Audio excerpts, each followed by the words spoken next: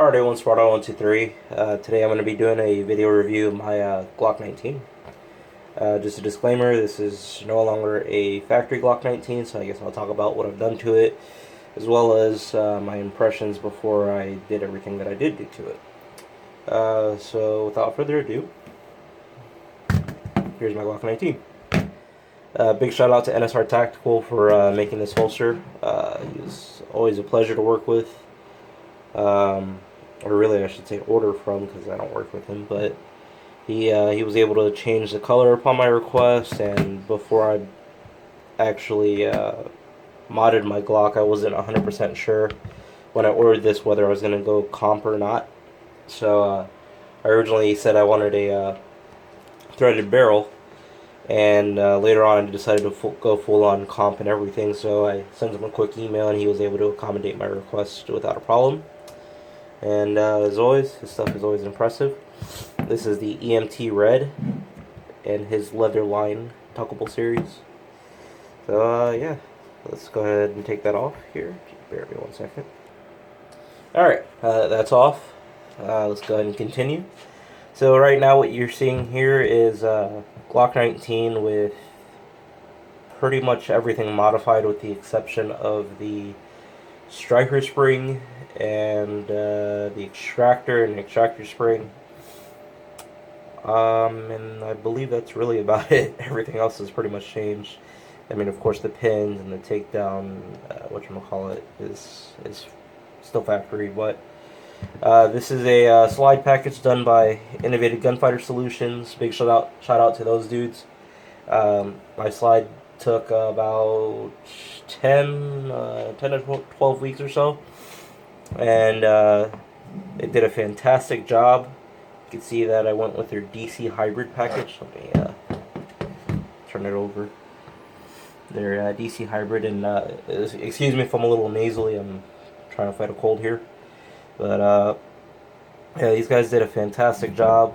You can see that it has the slide cut for the window here. That's my KKM match grade barrel in there, but it also doubles the serrations, and they did the radius serrations and the scallop serrations at the top here. I mean, this thing is a freaking DNA collector if you're not careful, and of course they enhanced the rear serrations as well. I went with the universal RMR cut. I talked to John over at Innovative Gunfighter Solutions, and he explained that it's literally like thousandths of an inch difference, but I chose to go that method instead of the fitted, where you send your RMR and they cut it to your RMR in case I ever had any issues and I had to swap my RMR or send it back to Trigicon for warranty work. I have the option of going with any RMR at that point. I also did purchase their slide cover plate, which goes right over the top where the RMR is sitting right now, and it's also scallop serrated, so it matches the rest of the slide. So I can always throw that on if I ever need to run iron sights. Speaking of the iron sights, these are Ameriglow suppressor height sights, 3-dot variety tritium. For $80, I couldn't beat it. I was originally going to go Trigicon, but I was like, they're backup sights. They're almost the same as the Trigicon. The only difference is that these are 3-dot. The Trigicon one I was going to get was blacked out rear, which is what I prefer. But I was like, this is backup sight anyway, so whatever. That's an RMR 07 on top. It's adjustable 6.5 MOA dot. Surefire X300 UB as in Bravo. My framework is done by NAF Solutions Custom Stippling. Big shout out to him as well, because he did my frame in 3 days, which is unheard of. I dropped it off on a Friday and I picked it up on a Monday, but it was ready actually the day before. I just couldn't make it out until after work on Monday. So yeah, huge shout out to him. He did the double undercut on the trigger guard. This is his lava rock texture as well. He textured under the back strap here as well, so it matches all this and everything. And he did the stabilizer cuts here. I don't know if you can tell, but there's an angled cut here, and it's on both sides as well. This is wearing a Tango Down Vickers Tactical magazine release, as well as slide stop, to give me a little bit extra profile, but not too much, so that way I don't accidentally actuate it. This is wearing a Overwatch Precision flat face tack trigger. Tack is in tactical. This is sold. I got this one from Robar Customs, so I actually purchased the whole kit, which is not only the trigger and the trigger bar like it normally comes with, but it's also the trigger pack in the back here is NP3 coated along with the rest of the guts. It comes with a minus connector and a Wolf 6-pound trigger spring, which enhances the trigger reset. And I haven't had it actually weighed yet as far as the trigger pull, but it's definitely worlds better than factory. And yeah, I originally actually took a video of this a couple weeks ago, but I ended up taking a concealed carry deployment class with Jared Reston with Reston Group Training. If you guys don't know who he is, Google Jared Reston, and the guy has a really powerful story about not giving up and staying in the fight until it's finished, and so on and so forth. Good class. I ran this through the whole class. We shot, I want to say, 300 rounds. It was a 1-day class, and just working on a bunch of drills, and yeah, I mean, it was a good time. Let's see. I have the KKM match grade barrel, of course, with the KKM comp. I also have NDZ November Delta Zulu performance stainless steel guide rod with a 15-pound recoil spring. Only reason I actually went with that, and by the way, that's for Gen 3, so I had to buy the little adapter thing there, if you can see. The only reason I bought that is prior to buying any of this, I did some research, and I found that a couple people said that with 147 grain standard pressure, their Glocks didn't like it and it caused malfunctions. Turned out this was the same thing. I was getting, failure to eject. Basically, it was not enough powder to cycle the slide, so they said it's solved by going with a, step down, weaker spring. And I haven't had any issues since, and it's worked flawlessly. I had 0 malfunctions in the class, and I haven't had any malfunctions at the range either. Let's see here. I went ahead and polished the the striker. I also polished the striker safety plunger. I went with a minus spring on the striker safety plunger. It doesn't compromise reliability or defeat any safeties. It just makes the safety easier to engage. It's another pro towards the Overwatch precision trigger. It doesn't defeat any of the factory safeties. Let's see here. I believe that is actually everything, and I'm running an ETS Glock 19 15-round mag just because it's lighter than factory. So now that we've gone over what's done to the gun, let's talk about first impressions before I modded it. I was coming from an XD series. I have thousands of rounds through the XD series of pistols. Probably over 10,000 rounds at this point, but I kind of stopped keeping track. But anyway, yeah, I have thousands of rounds through the XD series of pistols. One of the biggest noticeable differences between the XD and the Glock is the grip angle. A lot of people, talk about the grip angle, and, without shooting both guns, you don't really see what they're talking about, and, you don't really notice the big difference. But the presentation out of the draw with this grip angle is definitely different, and I'm still not to the point where I'm used to it yet.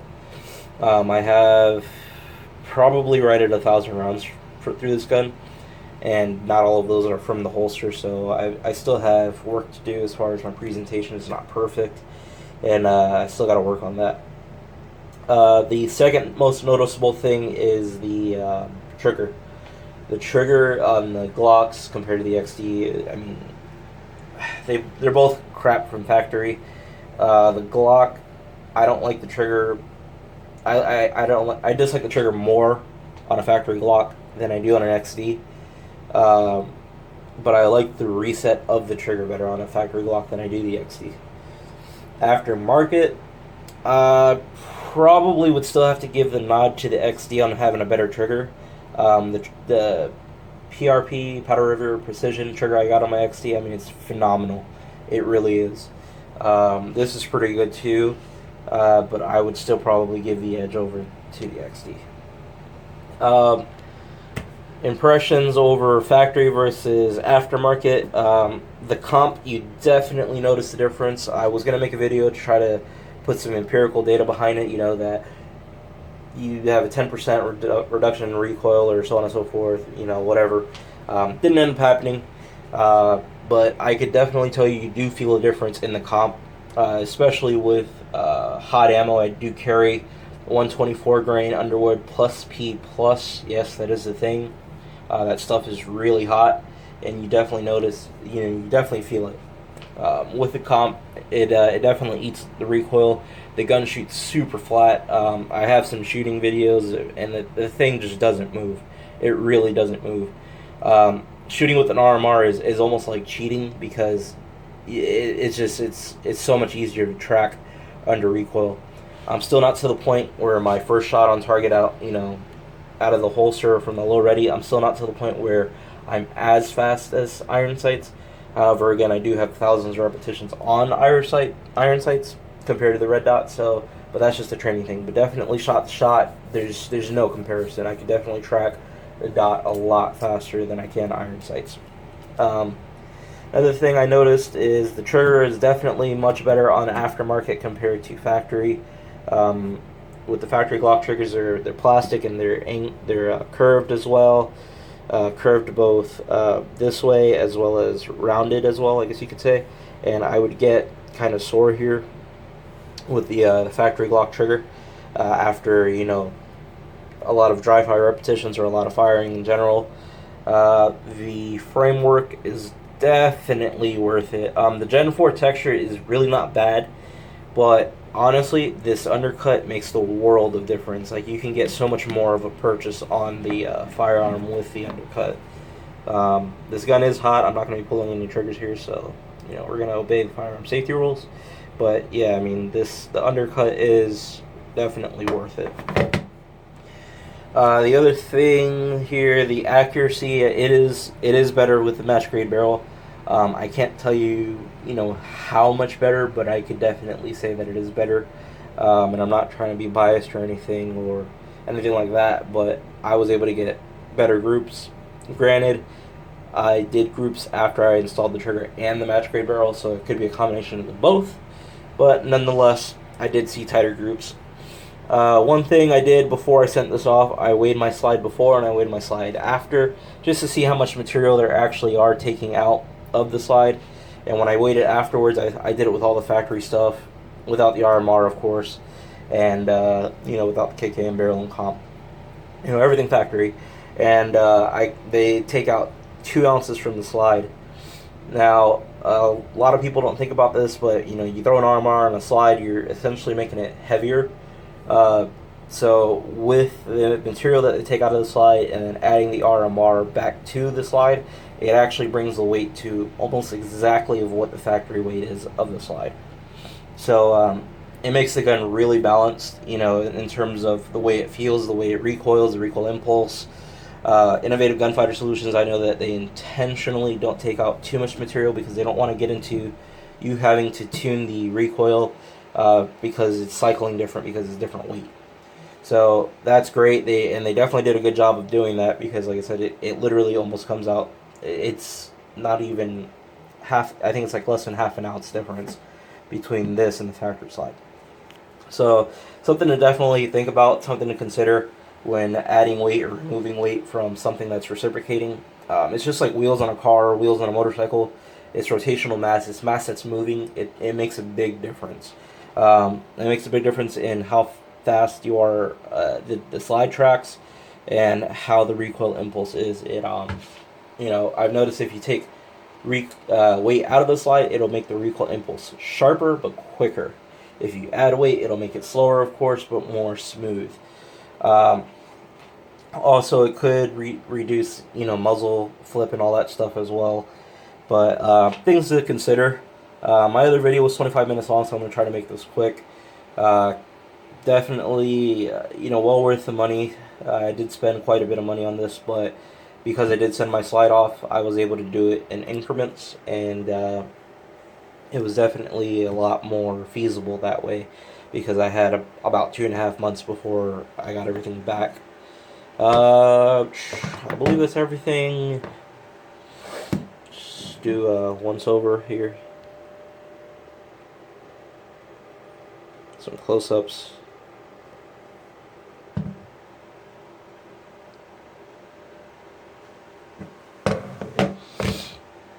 Excuse me.